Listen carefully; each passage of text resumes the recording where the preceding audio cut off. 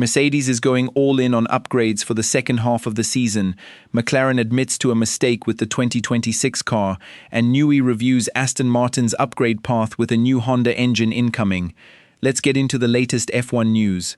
What if the 2026 Formula One season is already decided, not by the cars being built right now, not by the drivers being signed, but by a financial loophole that most fans haven't even heard about yet? And what if McLaren, sitting at the top of the Constructors' Championship right now in 2025, is about to weaponize that loophole in a way that could make their current dominance look mild by comparison? Here is the thing that nobody is talking about loudly enough. The budget cap has been the story of modern Formula One for years now. Teams, media, fans, everyone has fixated on who is spending what, who got penalized, who found creative ways around the restrictions. But there is a completely different angle to this that changes everything heading into 2026, and it has nothing to do with who breaks the rules. It has everything to do with who is best positioned to use the rules exactly as written to gain an absolutely enormous advantage. Most people look at the cost cap as a leveling mechanism, a way to stop the richest teams from just outspending everyone into oblivion the way they used to. And on the surface, that framing makes sense. But here is the part that gets genuinely fascinating. The cap does not affect all teams equally, because the financial carryover of performance from one era to the next is massively skewed toward whoever is winning right now. And right now, that is McLaren. Think about what it means to enter a complete regulation reset, which is exactly what 2026 represents, as the team that just dominated the previous era. The prize money distribution in Formula One is structured in a way that rewards championship success significantly. We are talking about the difference between tens of millions of dollars in column prizes, depending on where a team finishes in the constructors' standings. McLaren, having secured and defended their position at the sharp end of the grid through 2025, will enter 2026 with a financial cushion that directly translates into budget cap capacity. Because the cap is set as a flat number, but what you can do within that flat number depends enormously on what you are starting with versus what you need to spend just to stay competitive. Here is the urgency that makes this conversation so critical right now in August of 2026. We are right on the edge of where the 2026 development race is no longer theoretical. Teams are already deep into their new car programs. Factories are running. Wind tunnel time is being burned. Every single dollar of headroom within that cap matters right now in ways it simply did not matter 18 months ago. The window where understanding this dynamic could shift your predictions, your expectations, your entire read on how this season unfolds, that window is basically open right now, and it is going to close fast. And here is your proof that this is not abstract speculation. Cast your mind back to when Red Bull was the dominant force in this sport. Their run of consecutive championships did not just give them trophies, it gave them compounding financial advantages that took other teams literal years to unwind. Mercedes before them, Ferrari in the Schumacher era before that. Dominance in Formula One is not linear. It feeds itself, and what we are about to see with McLaren and the 2026 regulations could be the most dramatic example of this compounding effect the sport has ever produced, precisely because the new technical rules represent such a clean slate for everyone else. So here is what we are going to break down. First, we are going to get into exactly how the budget cap structure creates this asymmetric advantage for teams that arrive at a regulation reset on top. Then, we are going to look at what the 2026 rules specifically mean for development spending and why this particular reset is so high stakes compared to previous ones. After that, we are going to dig into what McLaren has been quietly doing with their infrastructure, their personnel, and their factory that suggests this is not an accident, that they have been setting up for exactly this moment.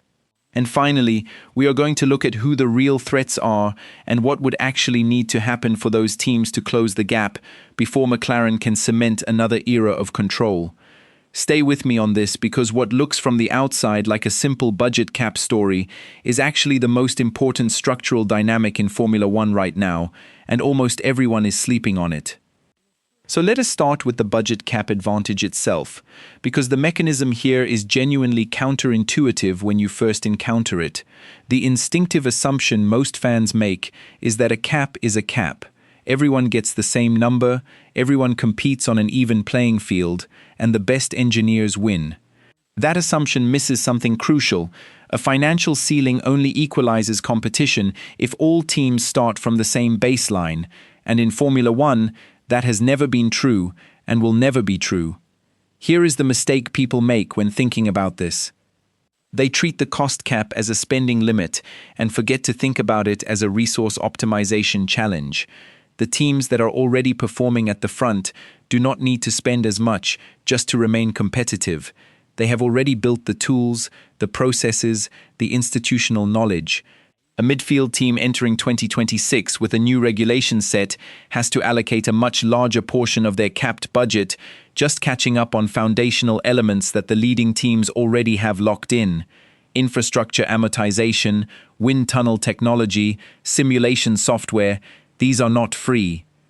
And when you have to burn cap space on those elements just to stay in the conversation, you have less left over for the actual car development that determines lap time.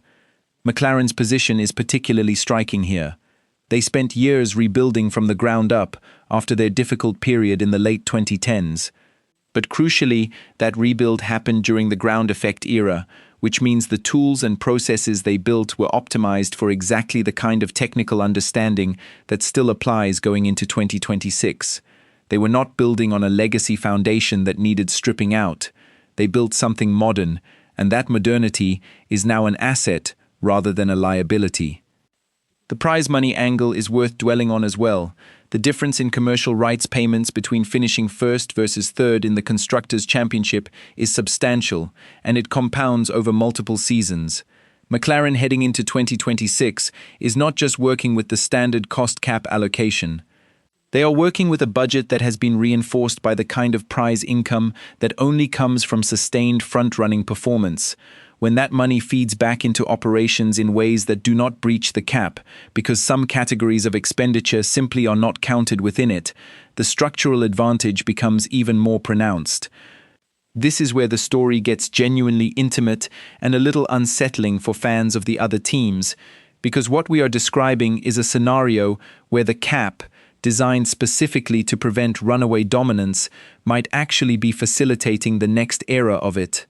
Not through any rule-breaking or clever accounting gymnastics, just through the straightforward reality that financial success compounds, and arriving at a reset with more resources creates an asymmetric starting position that the flat cap figure does not fully neutralize.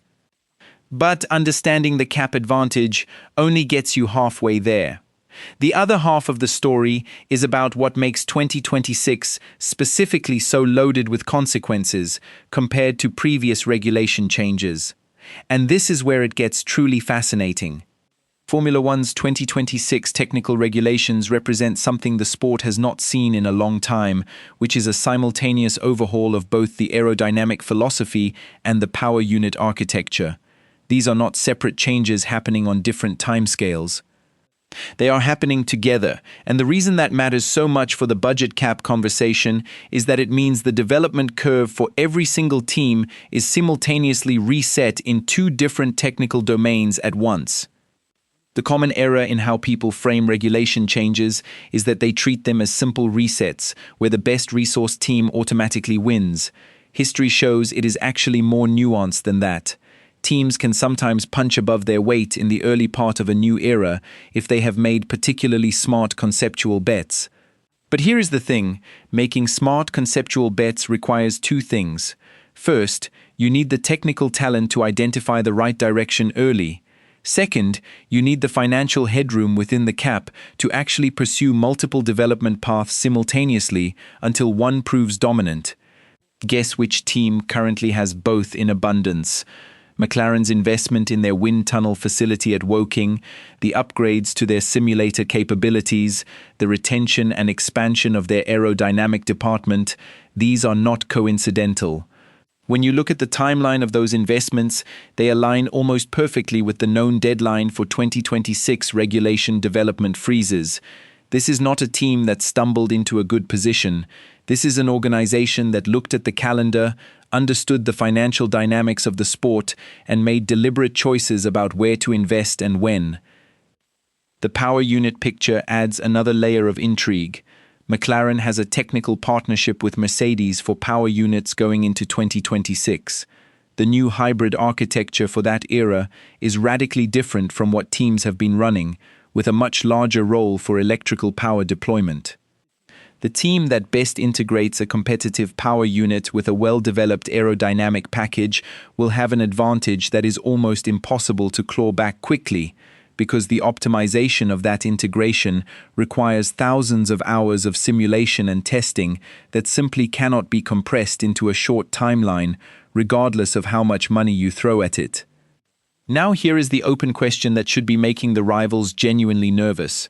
What happens if McLaren's early 2026 development direction turns out to be correct? In previous regulation eras, a team that got the concept right in year one typically maintained their advantage for at least 2 to 3 seasons. With the combination of a correct aerodynamic concept, a strong power unit partnership, and the financial buffer that their recent success provides within the CAP framework, the compounding advantages could be enough to lock this championship fight down before it really starts. The rivals, though, are not sitting still, and this is where the real tension of this story lives. Red Bull is rebuilding after what has clearly been a turbulent period technically. Their new power unit program, running in-house for 2026, is the great unknown factor in this whole story. If Red Bull's power unit is genuinely competitive straight out of the box, and that is a massive if given how ambitious and unprecedented their project is, then they bring into play the possibility of a completely different kind of advantage that bypasses the budget cap conversation almost entirely. Because a team with a best-in-class power unit does not need to be best-in-class everywhere else to win races. Ferrari's situation is perhaps the most intriguing.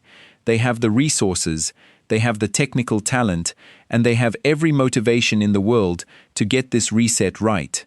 But they also have a history in this sport of making conceptually bold decisions that do not always pay off in the compressed timeline of a new regulation era. The question for Ferrari is not whether they are capable of building a championship-contending car. They absolutely are.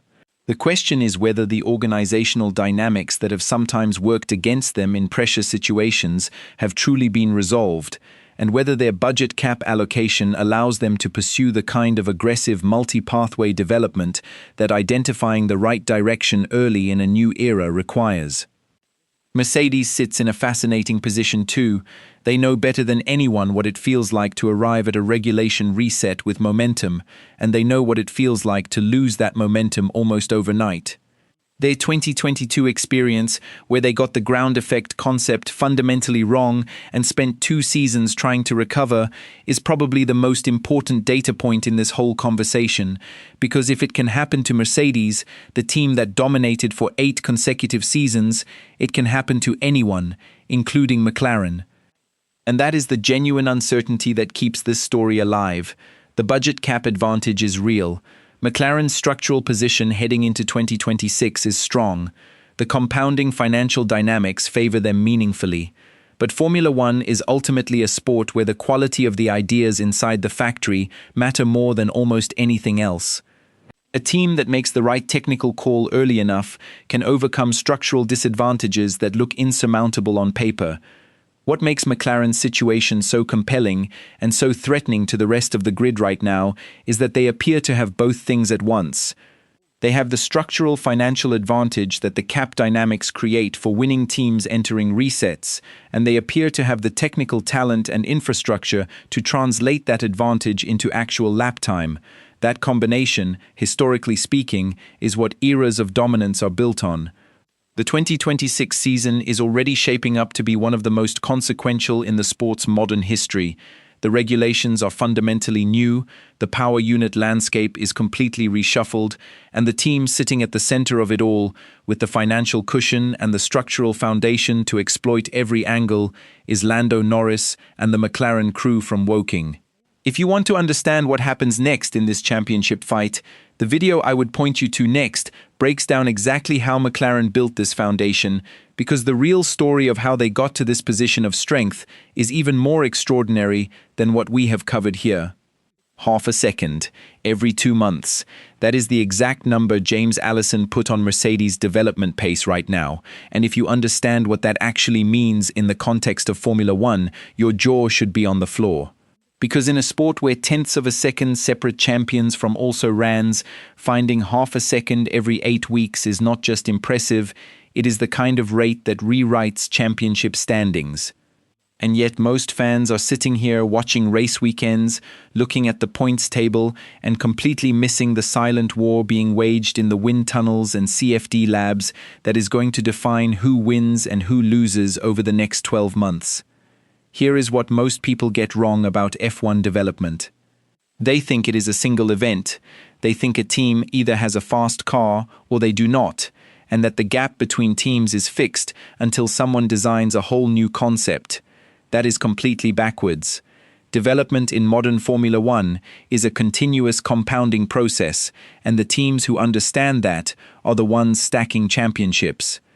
What James Allison just revealed tells us something enormous about where Mercedes is headed and why the rest of the grid should be very, very uncomfortable. Right now, in the summer of 2026, we are in one of the most consequential development races Formula One has seen in years. The regulation cycle is deep enough that teams have had time to understand their cars, which means the development curves are diverging fast. Some teams have hit a ceiling. Others have found a pathway to genuine, sustained lap time. Mercedes, according to Allison, is very much in that second group. And here is the thing about compounding development gains. If you stay on that trajectory for a full season, the numbers become almost absurd. Think about it this way: half a second every 2 months. Over a 6-month stretch, that is a second and a half of lap time. Over a full development year, we could be talking about 3 seconds of pure performance gain, assuming the trajectory holds. Now, of course, nothing in F1 is linear. Gains get harder to find as the car matures, and every team on the grid is also developing. But the mere fact that Allison is confident enough to put a specific number on their rate, and that number is half a second per 2 months, tells you that Mercedes is not just finding small incremental gains, they are on a genuine performance ramp. So here is exactly what we are going to dig into today. We are going to break down what this development rate actually means in real competitive terms, where those gains are coming from, and why they are sustainable, what this means for the rest of the 2026 season and beyond, and why this announcement from James Allison might be the most important thing said in a paddock press release all year. Stay with me, because the third section of this video is where things get really interesting, and it connects to something about the 2026 regulations that almost nobody is talking about. Let us start with the number itself, because half a second every 2 months deserves some serious unpacking. When engineers talk about development pace, they are typically referring to the rate at which a car finds lap time relative to its own baseline, usually measured through comparative simulation data, wind tunnel correlation, or track testing results. The fact that Allison is willing to publicly quantify this is actually unusual. Teams guard their development metrics with an almost paranoid secrecy, and for good reason. If you tell your competitors exactly how fast you are developing, you hand them a benchmark to chase. So when a chief technical mind like Allison puts a specific number out there, one of 2 things is happening. Either he is supremely confident that the competition cannot close the gap regardless, or he is sending a deliberate signal to the market and to his own team about where things stand. Either way, the message is the same. Mercedes believes they have cracked something fundamental about their car concept. Now here is the mistake most people make when they hear a number like this. They assume the gains are evenly distributed, that half a second comes in a clean lump every 60 days like a software update. That is not how F1 development works at all. What actually happens is a series of correlated upgrades, aerodynamic packages, suspension geometry changes, floor revisions, and sometimes power unit tweaks that collectively move the performance dial. The half-second is the aggregate result of potentially dozens of individual changes, each worth a few thousandths or hundredths of a lap time, all working together. And the reason teams get into trouble is they chase big single upgrades rather than building a systematic pipeline of smaller improvements that compound. What Allison is describing sounds very much like the latter, a structured, factory-to-track pipeline that is producing reliable gains. What makes this particularly interesting is the timing. The 2026 regulations are still relatively fresh, which means teams are still operating on the steeper part of their understanding curves. In the early part of a major regulation cycle, the teams who move fastest are usually the ones who had the most correct initial understanding of what the regulations were rewarding. But here is the thing: you can recover from a slow start if your development rate is high enough. And that is precisely the narrative Mercedes seems to be constructing right now. Maybe they did not have the perfect car on day one of this era, but if they are genuinely finding half a second every 2 months and their rivals are finding less, the trajectory points toward a very specific destination. Let us talk about where those gains actually come from, because this is where the story gets genuinely fascinating. In modern Formula One, aerodynamic development is still the dominant driver of lap time improvement, but the interaction between the aerodynamics and the mechanical platform beneath them has become increasingly complex. The 2026 cars have characteristics that make this interaction even more nuanced than previous generations. What that means practically is that a team can find significant lap time not just by designing better aero surfaces, but by unlocking the window in which existing surfaces perform optimally. If your suspension geometry and your ride height control are dialed in precisely, you might suddenly find that aerodynamic devices you already have on the car are generating more load than they were before, simply because the car is sitting in the right place relative to the ground at the right moments of the corner. This is something teams do not advertise. They will show you a flashy new front wing end plate or a reshaped barge board and say, "Here is our upgrade package." What they will not say is that 30% of the lap time gain came from a suspension setup philosophy change that took 3 months to validate. The visible hardware gets the attention, the invisible systems integration is where the real magic lives, and if Allison's comments about their development rate are rooted in this kind of systematic understanding rather than just hardware iteration, that is actually a more durable advantage. Hardware can be reverse engineered, deep systems knowledge is much harder to steal. There is also the power unit dimension here, and it would be negligent to discuss Mercedes' development without mentioning it. Mercedes have historically been one of the strongest power unit manufacturers in the sport, and while the competitive landscape has shifted over the years, the 2026 regulation reset for power units is one of the most significant in the sport's history.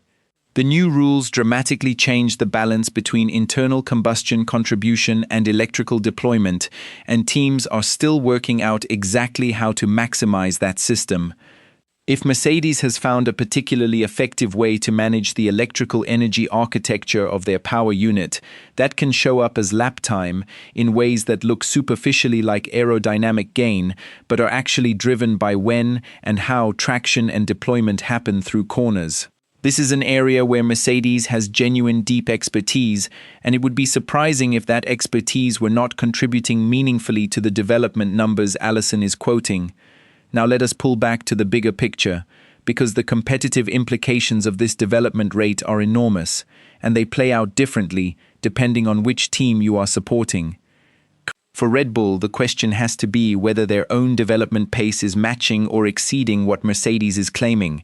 Red Bull have historically been exceptional at continuous development, and their ability to extract lap time from a car mid-season has been one of the hallmarks of their recent dominance. But the 2026 rules have reset a lot of assumptions, and if there is any credence to the idea that Mercedes have found a more fertile development pathway, Red Bull's engineers will be working through the weekend to understand why. For Ferrari, this is perhaps the most pointed challenge. Ferrari have the talent, the resources, and the Maranello infrastructure to develop at a high rate, but they have also historically struggled with consistency of direction during development cycles. Sometimes they bring an upgrade that works, and sometimes they bring one that creates unexpected correlation problems between simulation and reality.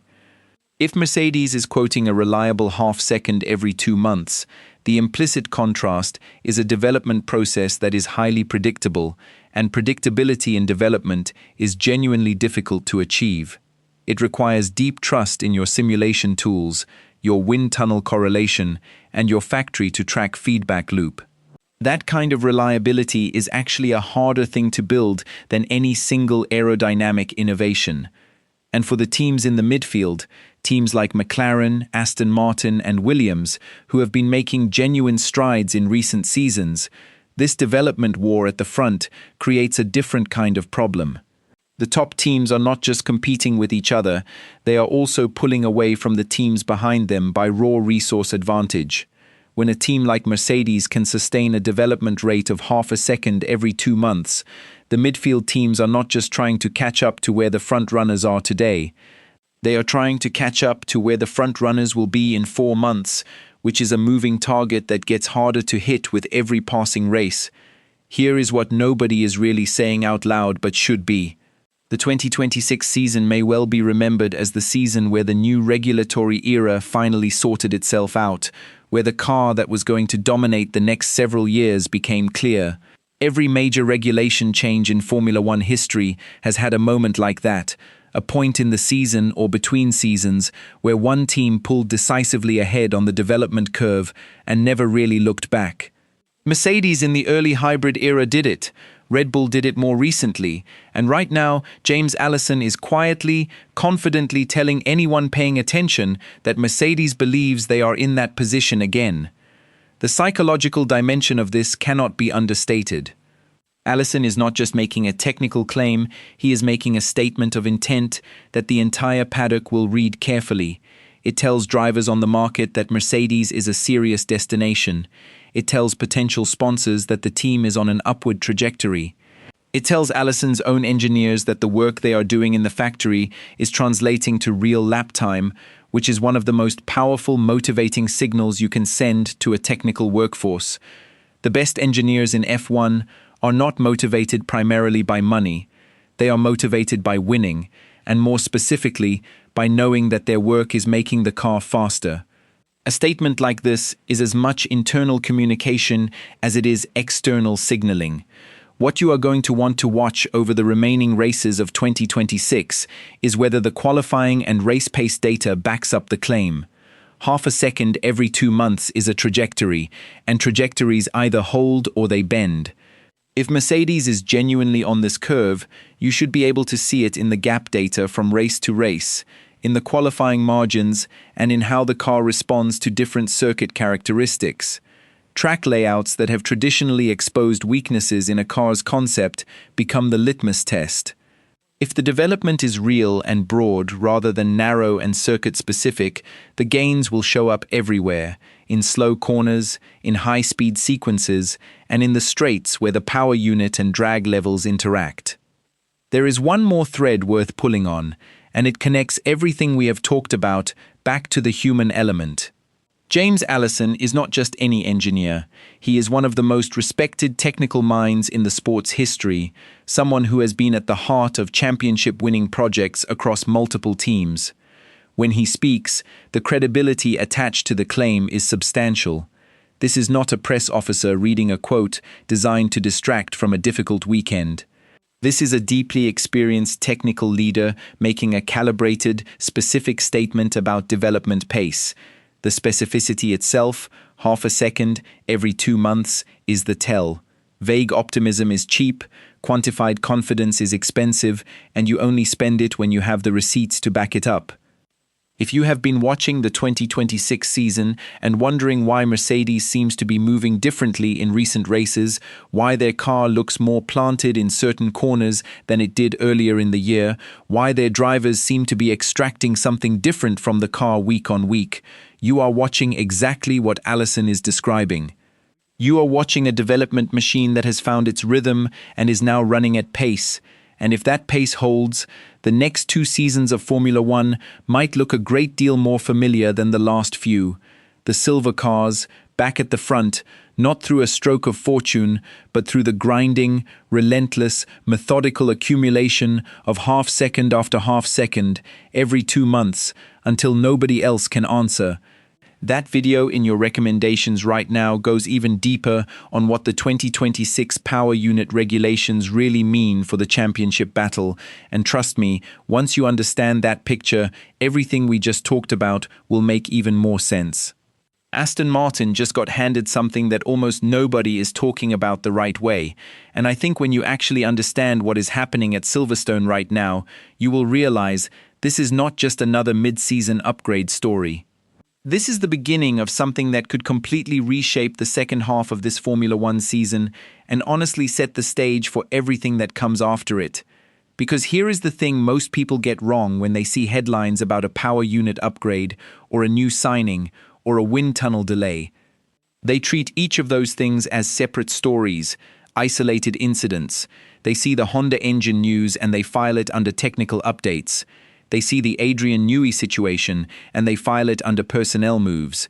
And then they walk away thinking they understand the picture when they have only ever looked at individual puzzle pieces sitting loose on the table.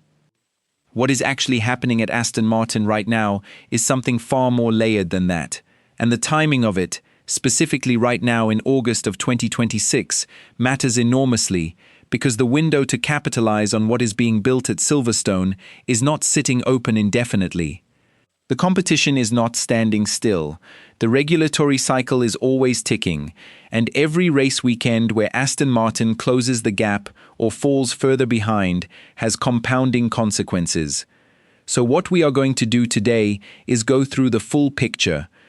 We are going to break down exactly what Honda has brought to the table with this power unit upgrade and why it landed at the Dutch Grand Prix specifically. Then we are going to dig into the Adrian Newey situation because the wind tunnel delay story is actually way more interesting and way more telling than the headline suggests. And then we are going to zoom out and look at what all of this means for Aston Martin as a project, because that is where things get genuinely fascinating. Stay with me through all of it, because the final piece of this story is the one that will change how you watch every single Aston Martin race for the rest of this season.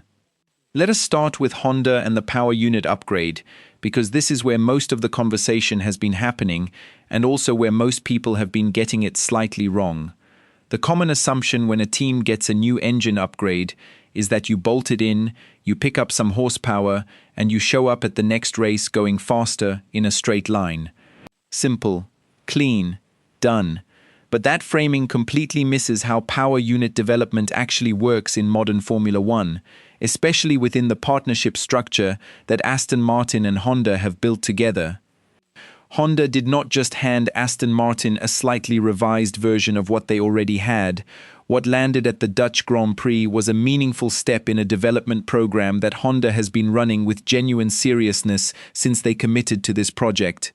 And the significance of it being introduced at Zandvoort specifically is something worth paying attention to. Teams do not choose upgrade introduction circuits randomly. There are logistical factors, there are homologation windows, there are track characteristics that help you understand what you actually have. Zandvoort, with its particular combination of high-speed corners, significant elevation changes, and the demands it places on energy deployment and thermal management, is actually a very useful circuit for understanding what a revised power unit can really do. Now here is what most people miss about the Aston Martin and Honda relationship. This is not a customer-supply arrangement in the traditional sense. Honda is not just shipping power units to Silverstone like a parts supplier sending components to an assembly line. The level of integration between the two organizations has been deepening in a way that makes Aston Martin structurally different from, say, a team that just takes a work specification engine and hopes for the best. When Honda develops something new, Aston Martin is part of that conversation in a way that feeds back into how the chassis is developed and how the overall package is optimized. That matters because the performance of a Formula One car is never just about the engine and never just about the chassis in isolation. It is about how well those two things work together, and that requires communication and trust and time. The upgrade at the Dutch Grand Prix represents a moment where that joint development is bearing fruit. and crucially, the feedback loop that Aston Martin can now send back to Honda from real race conditions at a demanding circuit accelerates what comes next. The mistake fans make here is thinking the Dutch GP upgrade is the destination. It is not. It is a data point in an ongoing journey.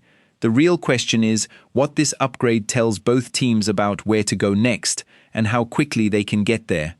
And that is where the second part of this story becomes absolutely critical, because you cannot talk about Aston Martin's development trajectory without talking about what Adrian Newey is or is not doing with the AMR 26. And this is where things get genuinely interesting. When news broke that there had been delays connected to Adrian Newey and the AMR 26 wind tunnel program, the way most people reacted was predictable. There was hand-wringing. There were takes about whether Newey was already proving to be a distraction or a complication. There were people asking whether Aston Martin had made a mistake, and I want to be very direct here because that entire framing is backwards. Think about what a wind tunnel delay actually means in context. It does not mean nothing is happening. It means something significant enough is being attempted that the process is taking longer than originally scheduled. Those are completely different things, and treating them as the same is one of the most common errors in how F1 development gets interpreted from the outside. Adrian Newey does not join a team to iterate on someone else's existing concepts. That is not who he is, and that is not why Aston Martin spent what they spent to bring him in. When Newey gets involved with a car program, he is not looking at the current design and finding small ways to improve it. He is interrogating fundamental assumptions about the architecture of the car. He is asking whether the philosophy of the design is correct at its core, and that kind of thinking does not fit neatly into a pre-scheduled wind tunnel calendar. Here is what nobody is saying loudly enough. A delay in the wind tunnel program connected to Newey's involvement is almost certainly a sign that the direction of the AMR 26 development has been changed in a meaningful way. Because if you are just following an existing plan, you do not get delays. You get delays when the plan changes, and the plan changes when someone with the authority and the vision to change it decides that what was on the table is not good enough. That is exactly the kind of intervention that Aston Martin hired Newey to make. So the delay, when you look at it this way, is not a red flag. It is evidence that the hire is doing what it was supposed to do. Now, the wind tunnel itself is a piece of this story that deserves more attention than it typically gets. Aston Martin has invested in facilities at Silverstone at a level that reflects genuine ambition. The infrastructure question for midfield teams that want to break into the front-running group is always about whether your tools are good enough to develop competitive ideas at the pace that top teams can sustain. Having world-class wind tunnel capability matters enormously because correlation between tunnel data and real-world performance is something that takes time and investment to refine, and teams that fall behind on that infrastructure dimension pay for it in development cycles. When Newey is working through the AMR 26 data in that tunnel, he is not just optimizing what is there, he is building a mental model of what the car needs to be in order to be genuinely competitive, not just occasionally competitive on the right circuit, but structurally fast. That is a completely different target to aim for, and it requires taking the time to understand the data properly before you commit to a direction, because wrong directions in wind tunnel development are extraordinarily expensive to reverse. This is why the timeline matters so much, and why the Dutch Grand Prix Honda upgrade and the Newey wind tunnel story are actually connected at a deeper level than they might appear. Here is the connection. The power unit upgrade from Honda and the chassis development work being led by Newey have to come together coherently. You cannot optimize a chassis around an old engine specification if you know that engine specification is changing, and you cannot fully exploit a new power unit if the chassis was not designed with that unit's particular characteristics in mind. The timing of the Honda upgrade, the development work Newey is doing on the AMR 26, and the longer-term regulatory picture all have to be coordinated. The fact that both of these stories are happening at the same time is not a coincidence. It is a sign that Aston Martin is trying to manage a very complex and very important transition moment. And this is where the bigger picture comes into view, because what Aston Martin is actually doing right now in August 2026 is attempting something that almost no midfield team in modern F1 history has pulled off cleanly. They are trying to upgrade their competitive position, not by finding incremental gains through conventional development, but by fundamentally restructuring what their car is and what their engineering culture looks like, while racing is actively happening.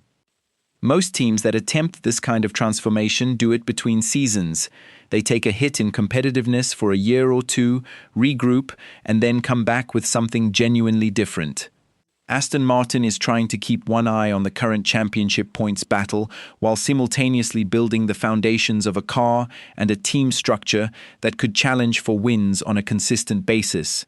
That is enormously difficult, and to be honest, whether they can actually pull it off is an open question. But here is what makes me think the trajectory is real. The combination of Honda's commitment to this project, the depth of the infrastructure investment at Silverstone, and the presence of someone like Newey, actually engaged in the design process, creates a set of conditions that you have not seen come together at a non-top 3 team in a very long time. Maybe ever in this particular combination. Think about what each of those elements brings independently. Honda's power unit program has been on an upward curve, and their investment in this project is not the behavior of a manufacturer that is planning to be a minor player. The Silverstone facilities are legitimate. Newey's track record across multiple decades and multiple regulatory eras speaks for itself in a way that requires no elaboration. The question has always been whether those elements could be assembled and coordinated at the right time, and whether the team could execute on that opportunity when it presented itself. The Dutch Grand Prix power unit upgrade and the wind tunnel situation with the AMR26 are both indicators about how that execution is going, and the story they tell together is more nuanced than either headline suggests on its own. What the Honda upgrade tells you is that the technical partnership is delivering on schedule and that the engine development curve is positive. What the Newey wind tunnel situation tells you is that the chassis ambition is being raised to a level that requires more time and more rigor than the original plan anticipated. Neither of those things is bad news. Both of them, combined, tell you that Aston Martin is in the middle of a genuine attempt to be something different. Now, I want to spend a moment on something that rarely gets discussed when these kinds of stories come out, and that is the human dimension of what Aston Martin is trying to do. Because behind the technical headlines, there is an engineering culture question that matters as much as any single upgrade. Adrian Newey, operating within an organization, is not the same as Adrian Newey joining an organization. There is a difference. Joining means you show up and you get integrated into what already exists. Operating within means the organization reshapes itself around how you work and what you need to do your best work. That reshaping takes time, and it sometimes creates friction. Timelines shift. Plans get revised. Schedules that looked sensible before an extraordinary talent arrived start to look inadequate when measured against what that talent is actually capable of. The wind tunnel delay is not just a scheduling story, it is a cultural story. It is a sign of an organization that is in the process of recalibrating what its own standards are. And that process is uncomfortable and disruptive and absolutely necessary if you want to get to the next level. Teams that refuse to go through that discomfort, teams that protect their existing processes because changing them is inconvenient, those teams stay where they are. The teams that embrace the disruption of having someone genuinely world-class come in and challenge every assumption, those are the teams that eventually make the leap. Whether Aston Martin has the organizational discipline to manage that disruption while also racing effectively every 2 weeks is the real test. And looking at what has happened at the Dutch Grand Prix, looking at Honda delivering an upgrade on a meaningful timeline, looking at Newey actively engaged enough in the AMR26 development to cause wind tunnel scheduling changes, the evidence points toward an organization that is genuinely trying to manage both sides of that challenge simultaneously. There is one more thread here that is worth pulling on before we look at what comes next, and it is the regulatory context. because the clock on the current regulatory era is not ticking forever, and where a team sits in the development order as new regulations approach has enormous consequences for how competitive they are in the early part of that new era. Aston Martin's current development work is not purely about maximizing performance under the rules that exist today. A significant part of what Newey and the team are building is an understanding of what makes this car fast at a fundamental level, and that understanding, those learnings, that institutional knowledge, carries over when the rules change. Teams that figure out deep principles of aerodynamic performance do not just have a fast car this season, they have a head start when everyone has to start over. This is why the wind tunnel work, even if it is causing short-term scheduling disruption, is investment in something that matters beyond 2026. And this is why Honda's continued development of the power unit is not just about winning races this season, but about positioning their power unit concept for maximum relevance when the next major rule cycle begins to crystallize. Everything that is happening at Aston Martin right now, the Honda upgrade at Zandvoort, the Newey-influenced wind tunnel program, the infrastructure investments at Silverstone, is part of a story about building something that lasts. Not just about finding a few tenths here and there, but about constructing a team that can sustain competitiveness at the front. Whether that story has a happy ending is still being written. There are genuine challenges. The gap to the teams at the very front of the grid is not something you close just by having good people and good facilities. You need things to go right at the right time. You need reliability when you are trying to demonstrate performance. You need the development items to translate from the tunnel to the track the way you expect them to. You need the driver lineup to extract what the car is capable of. There are many variables in play simultaneously. But the narrative that Aston Martin has lost direction or that the Newey signing has somehow created more problems than it has solved, that narrative does not hold up when you look at what the actual evidence shows. A power unit upgrade delivered at a circuit where you can learn from it meaningfully, an engineering leader engaged enough in the design process to push back on timelines because the ambition level has been raised. These are not signs of a project in trouble. These are signs of a project in transformation. And the Dutch Grand Prix in 2026 may well turn out to be one of those weekends that you look back on later and recognize as a turning point, not because of a dramatic result on Sunday, but because of what was happening behind the scenes in terms of the technical direction being set and the development trajectory being established.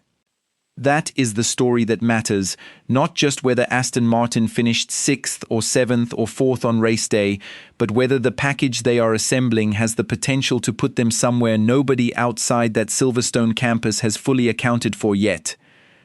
And if you want to understand how power unit development partnerships actually work in modern Formula One, and specifically what makes the Honda relationship different from a standard customer-supply arrangement, that is a story that connects directly to everything we have talked about today.